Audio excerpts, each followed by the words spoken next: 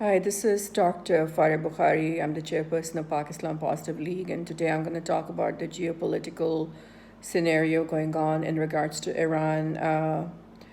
So, as you know, that Netanyahu is bent upon, obsessed with the idea of invading Iran at the earliest possible, especially in face of the fact that Iran just announced that it's going to get rid of the waivers and get rid of the restrictions that were placed upon it under the Obama administration under the nuclear treaty it did with U.S. primarily because Trump has decided to get rid of that nuclear treaty and has come down upon Iran very harshly and sanctioned Iran and technically done an international boycott against Iran. So there's a lot of things happening right now, and unfortunately, what I'm seeing is um, a serious re-invasion and destabilization plot being made by the Zionist lobbies, and that includes Trump administration, that includes a lot of NATO countries as well, that includes the military-industrial complex, that includes especially Dick Cheney, Rupert Murdoch, and Jacob Rothschild. Because at the end of the day, it is the energy companies and the weapon industries that are making money off these wars that happened in Syria, in Iraq, in Afghanistan, in Libya. These wars are being pushed by a Zionist lobby in the attempt to achieve a greater Israel plan.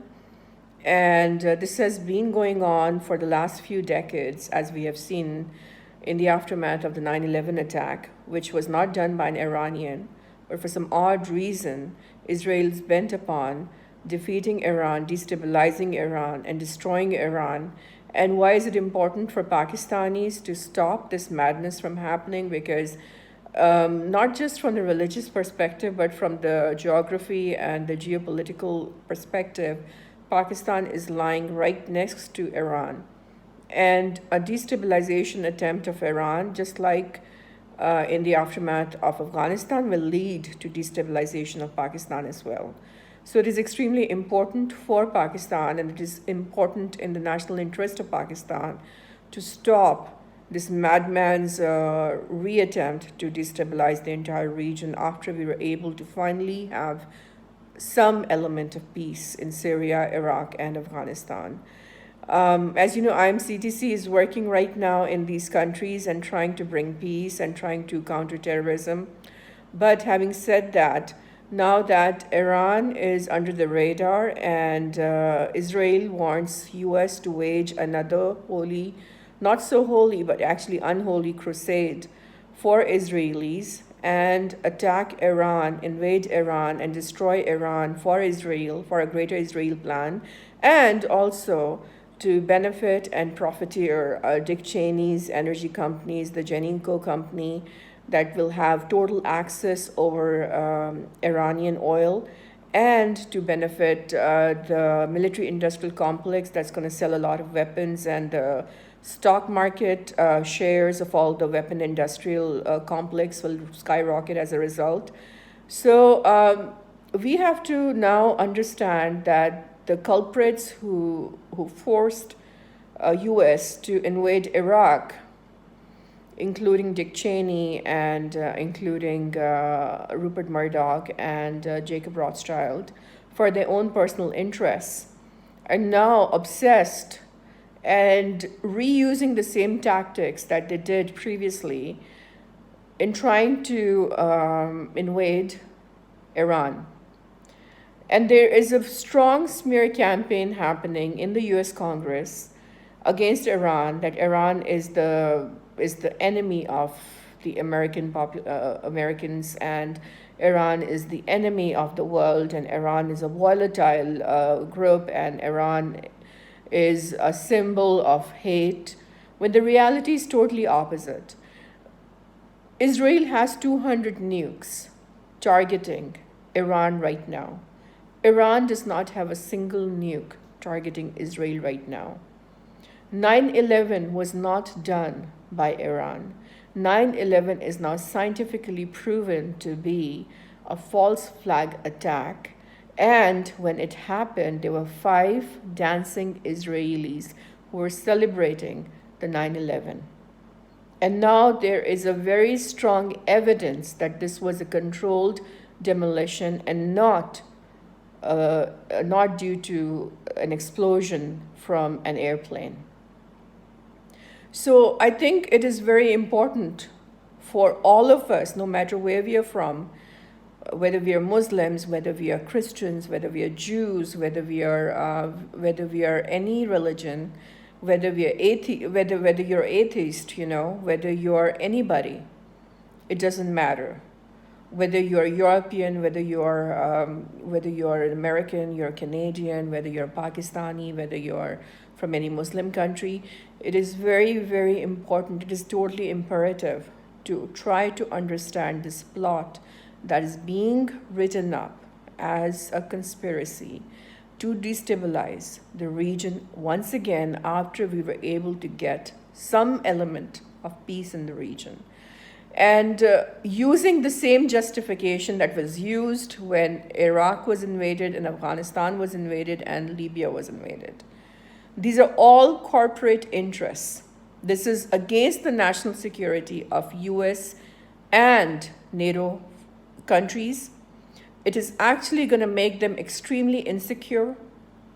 This is against the national interests of US and the NATO countries to force an Iranian invasion. First of all, have you seen the amount of loss that the US and the NATO countries suffered?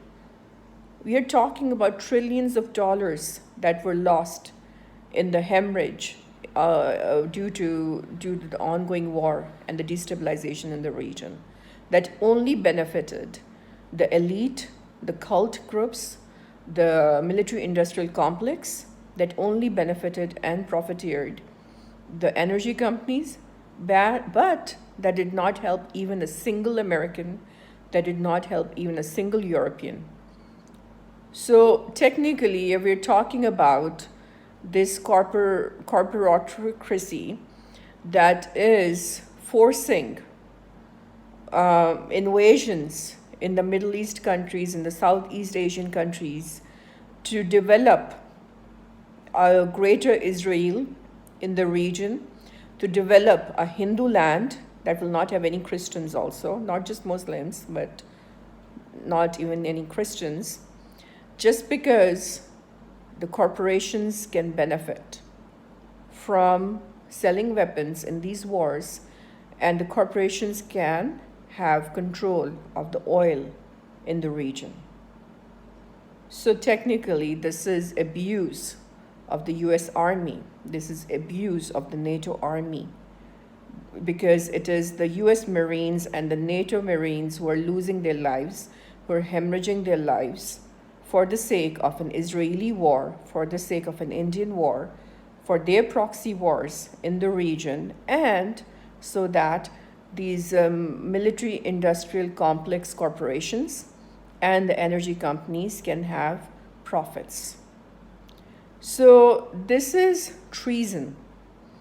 There's no other term to explain this, but this is treason. And any congressman or any congresswoman in US or any parliamentarian in any of the European countries, if advocates in favor of an invasion into Iran for no obvious reason, is betraying the constitution of his or her country, is committing an act of treason in lieu of the fact that the previous wars resulted in severe damage to the economy of US and Europe, and also resulted in severe hemorrhage of their own military personnel.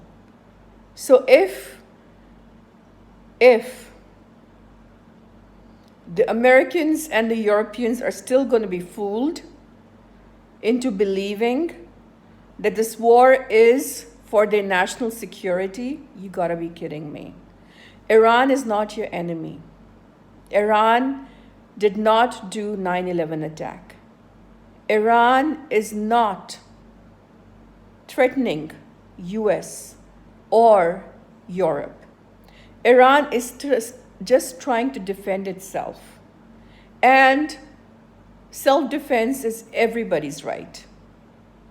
So stop getting fooled by your congressmen, by your congresswomen, by your parliamentarians who have sold themselves to the military-industrial complex and to the energy companies, and who have sold themselves to the Constitution of Israel, who are technically doing these wars for the national interests of Israel and for the national interests of India. The Afghanistan war is totally helping Indians. It is not helping US. It is hemorrhaging US economy. It is hemorrhaging US personnel. It is totally helping India to create the Hindu land in Pakistan and Afghanistan. And the Iraq, Syrian, and Afghanistan invasions and the Libyan invasions were done for the greater Israel creation, which was not in the interest of US. Think about it. I ask you guys one question.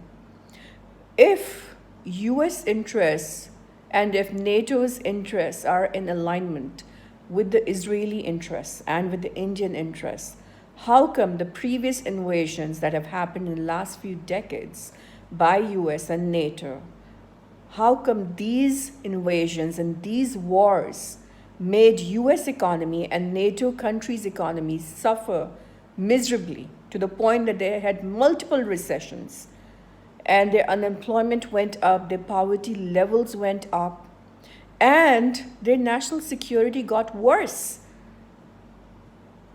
If your interests are in alignment with the interests of Israel, I'm asking the Europeans, I'm asking the Americans, I'm asking the NATO countries, if your interests are in alignment with the interests of Israel and with the interests of India, who are trying to create the greater Israel and the Hindu land in the region of Southeast Asia and in the region of Middle East, how come your countries became less secure, more poor, and suffered miserably?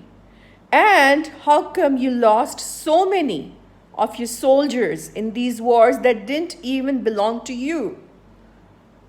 If your national interests were in alignment with Israeli interests and with Indian interests, you would have benefited something out of it. Your economy wouldn't have suffered. Your soldiers wouldn't have died like this. You would have prospered.